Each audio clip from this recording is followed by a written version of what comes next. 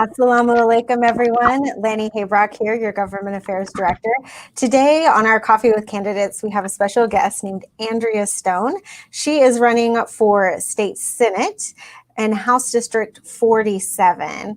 So welcome, Andrea. Thank you for joining us today.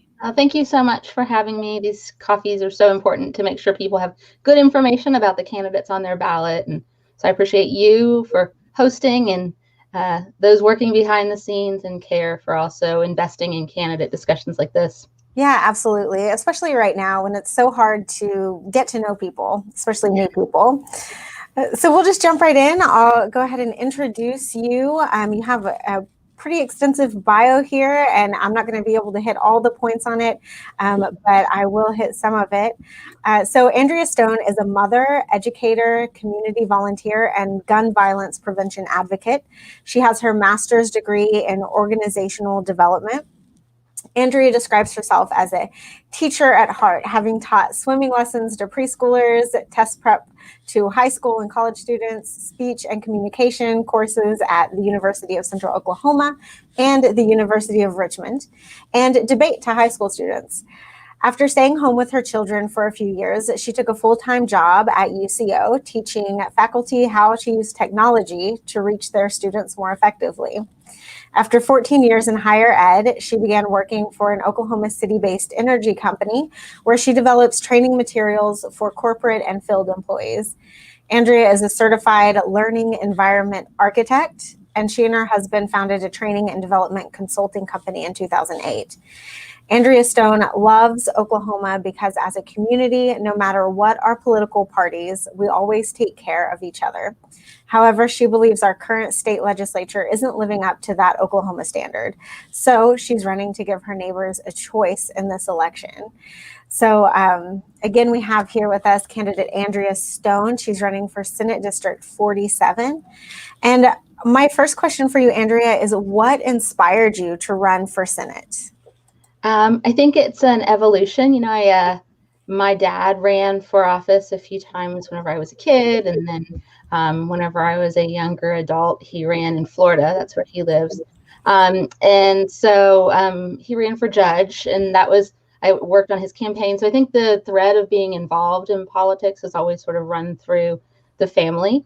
But I was so busy with raising kids and coaching YMCA and being, the mom Uber service, for a long time. And then, my baby started driving and was getting to that point. And, and so I kind of looked up and said, after these kids kind of get more independent and they don't need me in the same way. I mean, I think they sure ask for money a lot, so they still need me. But I think I was kind of wondering, like, what am I going to do? What causes do I want to get more involved with? And so politics was one. But, I was kind of checking out different organizations, and then the Parkland shooting happened. And I saw the students, and I was so inspired by the young people and how involved they were and how passionate they were. And so I went to a Moms Demand Action meeting, and that's a gun violence prevention organization. And there are groups all across the country.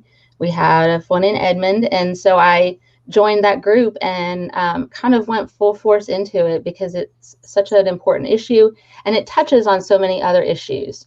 It touches on issues of race and, domestic violence and suicide and mental health, and I mean other, school safety, all these other issues that I'm so passionate about.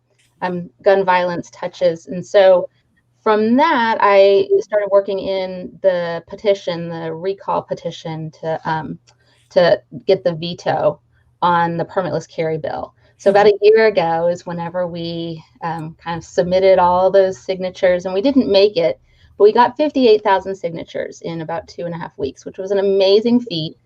And I remember this. It was a crazy time, but it just really inspired me so much to see how a group of really committed, passionate people could move things so quickly. And so from that, I saw Jason Lowe, Representative Jason Lowe, and how he was able to kind of take his leadership position in government and used that in a way that kind of propelled activists and volunteers and connected people with media and all of these different things. And so out of that grew this Senate campaign. That's amazing. So I want to kind of talk about your actual Senate district, 47. It wraps around Hefner Lake. It's over there, mostly Edmond, correct? It's like southwest Oklahoma City, or I'm sorry, southwest Edmond. And then it stretches all the way down to like the top of Lake Overholser. So it is a very odd, well, they're all odd districts thanks to crazy redistricting, right? But so it hits Putnam City, Bethany, Oklahoma City, that area, kind of Ski Island, kind of to the west of Lake Hefner, and then it wraps up into Edmond, more into like southwest Edmond. It doesn't go farther north than 164th Street. So it is, it's an interesting district, and that district has grown considerably. It's expected that about 20,000 seats will have to shift somewhere else to keep the district equitable after this next redistricting. So if that tells you, kind of the number of people that have moved in has been pretty incredible. Wow, that is amazing. Well, and I just want to point out and ask you where you got your courage to run in this district, because you are running against the most powerful person in the Senate Pro Tem. And so I would just like to hear from you just personally, because first of all, it's difficult to even put your name out there, but then to put your name out there in such a powerful way. Can you just tell us, how do you gain that kind of self-confidence and courage? I think, first of all, I was putting my name out there for like the gun violence prevention work, being the leader of an organization in Edmond, I was putting my name out there anyway, and had already sort of made peace with the fact that some people weren't going to like me and may say things that were hurtful and all of that. So that was sort of a baby step, I think, into politics. And, would I have preferred to run against someone other than the pro tem? Probably, but he's my guy, right? And so go big or go home is sort of what I'm thinking. And if I think that people assume because he's the pro tem that he is, empowered and he has all of this power and he's going to win this seat. Well, he does have a lot of money. The special interests are flowing money his way, and that's disheartening. But ultimately, he does not represent this district well. He's far, far too radical for this district. This is a moderate district. It is a middle of the road district. It is pretty well split between Democrats and Republicans, and and so I started. At first I was like, oh, I don't know, that's the pro tem, but as I looked at the data on the district, I learned that it was flippable, for one. More people in the district voted for Drew Edmondson than Kevin Stitt. So that's a big, there are people in this district that are not interested in voting for a, radical right-wing Republican. They want a moderate, and that's not the pro tem. So there have been some challenges, where people were like, yeah, I want to support you, quietly, but if you lose, I don't want to make someone mad. So that's been a little bit of a challenge, but I think that as folks are seeing these polls shift, they're loosening up a little bit and considering what might happen in November. So it's exciting. But yeah, I think it's always scary to put your name out there and kind of just dedicate your time and your life and add that big bucket to what for most people is already a pretty full life of, different buckets. But I learned so much, and I'm so glad that I've done it, regardless of the outcome. It's been, even though the pandemic has been odd, it's been a weird time to run. It's worth doing. If people have aspirations and dreams to do it, there are people that will help them and people that will connect with them. And it's a definitely a bucket list item. And, I encourage everyone to do it. And if anyone's curious about it, feel free to reach out to me. Yeah, absolutely. Well, and I just think it's important that you first felt the need within yourself, and then you're able to back up that confidence with data. So that's key. That's awesome. So let's talk a little bit more about your work on gun violence prevention. Can you tell us you mentioned Parkland, Can you tell us a little bit more about what really got you passionate about that, and how how that experience is affecting your campaign, and if you're elected, how that's going to affect your policy making? I think I'm a gun owner. I support the Second Amendment. I think that there are a lot of people that believe that there has to be this choice between public safety and our Second Amendment, and there doesn't. I think that we can balance those. Thus far, I don't know that Oklahoma has done a great job balancing those in the last few years anyway, as far as the policy direction. So for me, gun violence prevention is policy and personal. So I think that obviously it's a big issue in America. We have, people die every day in daily gun violence. And then there are mass shootings that I think impact the psyche of kids in our schools and shoppers in our malls and people at workplaces and all of those things too. So, but for me personally, in high school, I had a friend who was very close. He went on a hunting trip and he didn't come home. And his parents had the gun that he had, and they eventually wanted to sell that gun.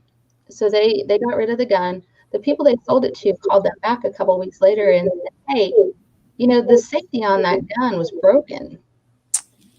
And so there was an issue with Remington rifles that they had known about for about 20 years before my friend died.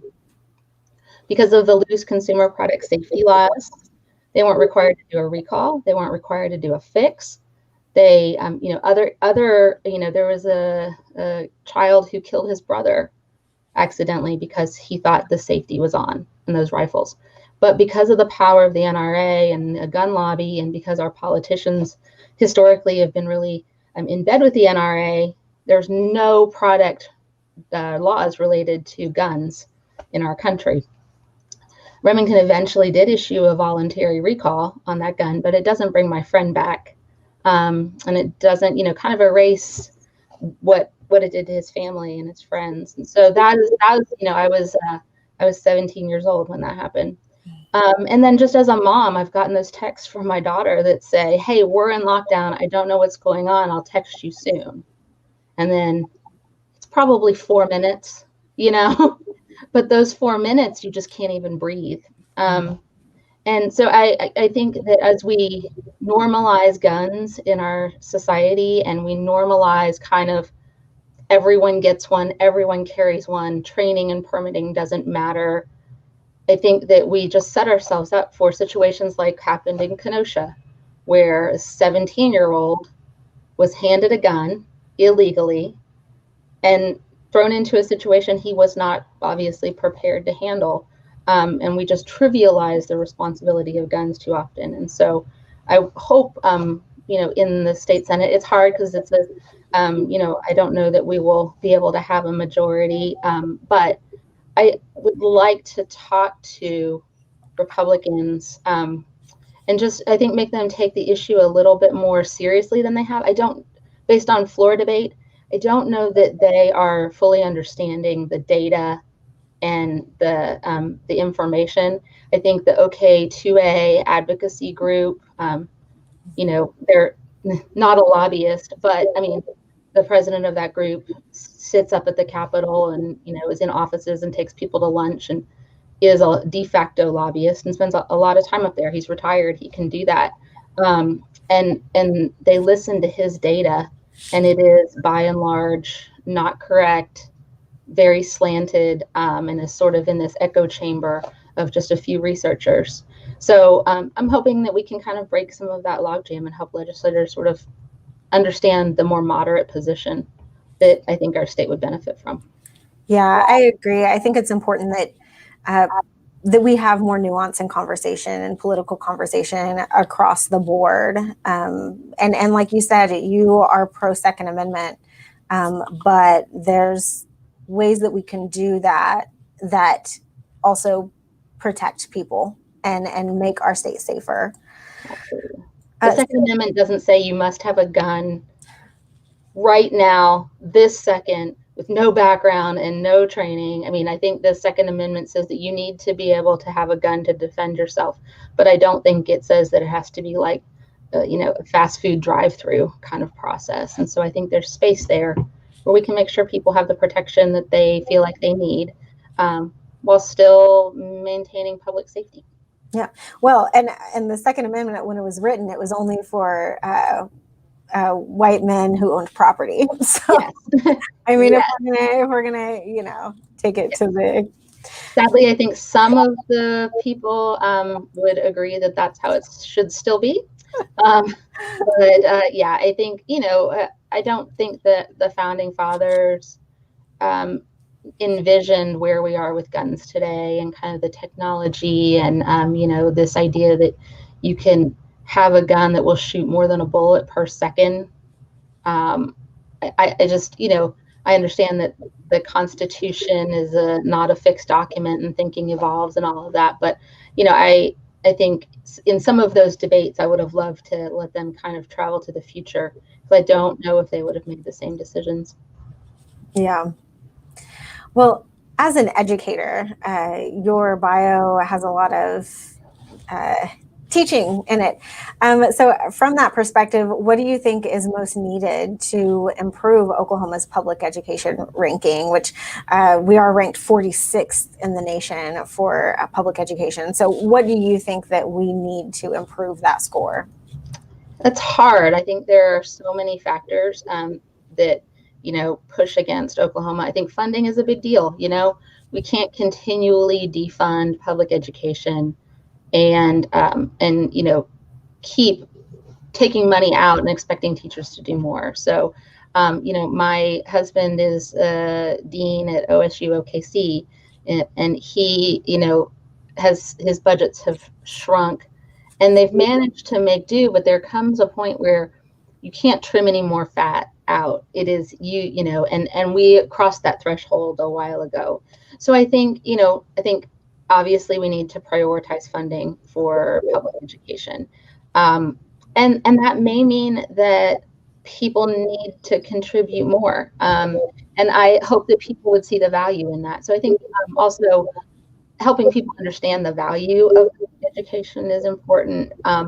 We have a lot of charter schools, and online schools that are moving in, and they are siphoning money away from our public schools. And I understand parents want choices, and I understand that there are lots of parents that have their kids, especially now, in for-profit schools.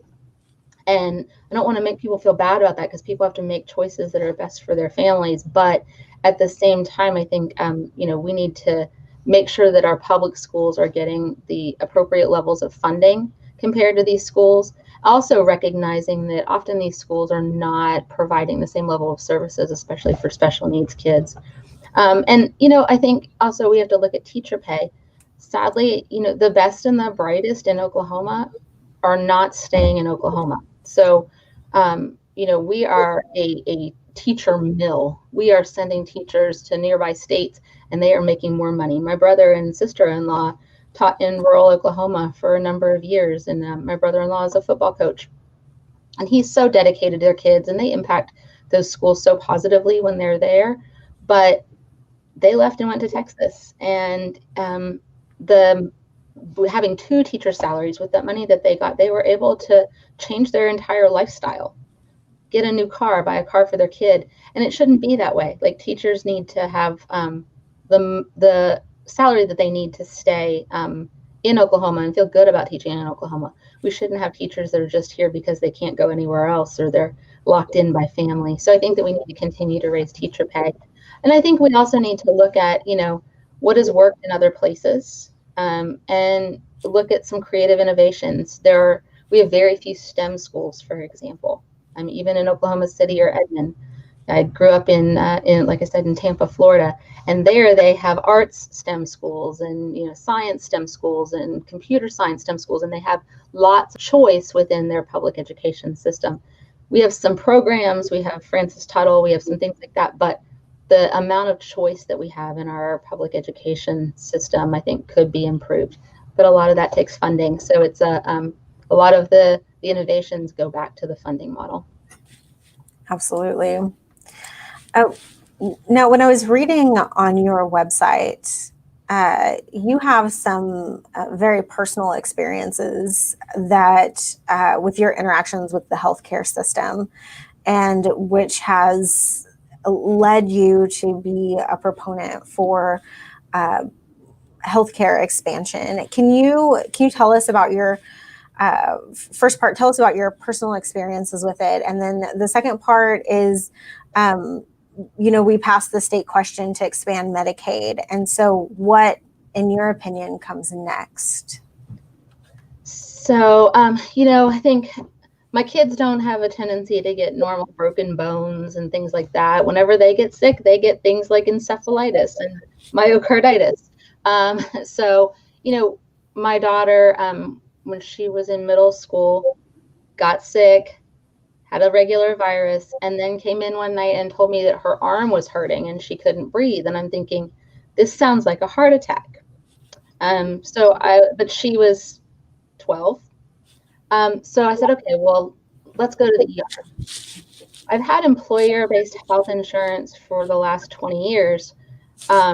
Even with that, there have certainly been those moments where I went, I don't know, I can't afford to go, or I don't want to spend the $60 to go to the doctor and have them tell me to, my kid just needs to take Tylenol, right? Even with having insurance, there's that budget piece is difficult. We've had large medical bills, even with that insurance. But I was so thankful in that moment that I could take my daughter to the emergency room, and I was not, we had a deductible. It might be really tough, but I wasn't going to be completely financially devastated and face bankruptcy when I learned that she was going to have to be transferred to the ICU at Children's Hospital. So I can't imagine a parent having to have those financial concerns, mixed in with the worry and concern about your kids. But I know that happens every day in Oklahoma, where parents and all people are making choices about healthcare based on what they can afford and not what they need. And I think we allow small issues to build up to a place where we need emergency care for people, and that emergency care is radically more expensive. Where if they had just gotten, initial care on a wound that kind of looked a little weird for $60, they would then not be septic in the emergency room for 2 weeks. So, so I think that I've been very privileged with my interactions with the healthcare system, but they still were expensive and, and made difficult choices. And so my mother-in-law also, she was diagnosed with multiple myeloma, which is a cancer that has it's fortunate because there are lots of treatments, there's a lot of things you can do, but that is all very expensive. And she has been the beneficiary of the Medicaid Advantage program. Otherwise, she would no longer be living. The chemotherapy that she takes is so expensive, we couldn't have afforded it for her. And she, at that point, was, didn't even own her own vehicle, when she was diagnosed. So I think that, Medicaid expansion is an amazing thing. We have turned away so much money from our state.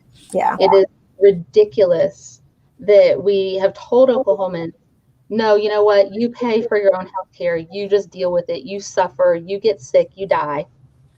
And we've told the federal government, no, we don't need your money. We need that money.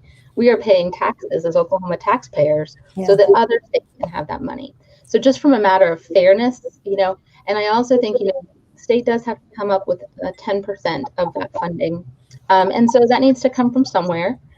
But I think that overall, and I think the economic analysis that I've looked at shows that it will be a net benefit for Oklahoma.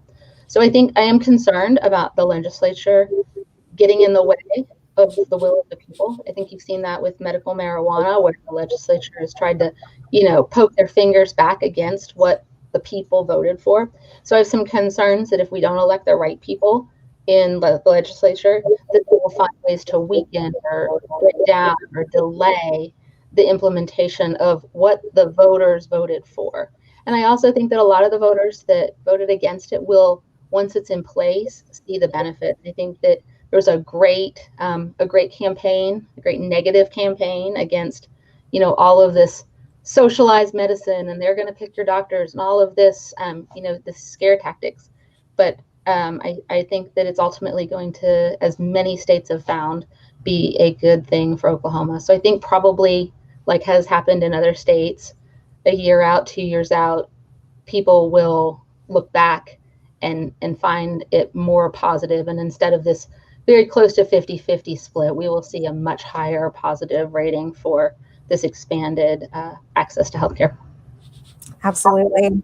Well, thank you so much for sharing your personal experiences with us. I know that some of them must have been difficult to talk about, so we really appreciate your authenticity and openness with us. I'm going to give you the closing word. Can you tell us about your district? What are the must-see, must-do, must-eat places in that crazy district of yours? I think there are a lot of small businesses. There are a lot of chain restaurants. So I think, there's that area at Memorial that, a lot of people visit. I love Penning too, Thai food. I think that is, to me, I really love Thai food, but I will give a shout out to Penning too. I order from them frequently. And I would say that's my favorite place to get food in the district. And then, I think the Lake Hefner and, just that area. Bluff Creek Park is sort of right on the edge of the district, and that is a really amazing place to go visit and be in the city, but not feel like you're in the city. So that's definitely a must-do kind of place too. And so, yeah, I think those would be my two favorites. Well, we'll have to visit that. Okay, so thank you again, Candidate Stone. We really appreciate you spending your time with us today. If anybody's interested in finding out more information about candidate Andrea Stone or her campaign, you can check out her website at Stone4OK, Stone 4 spelled out FOR, OK.com. And again, CAIR Oklahoma is a 501c3 nonprofit, and a candidate being on our show is not an endorsement from our organization. We don't endorse or oppose anybody. But again, candidate Andrea Stone, thank you. And you can go to www.stone4ok.com to find out more. Thanks, everyone. Thank you so much, everybody. And thanks for hosting.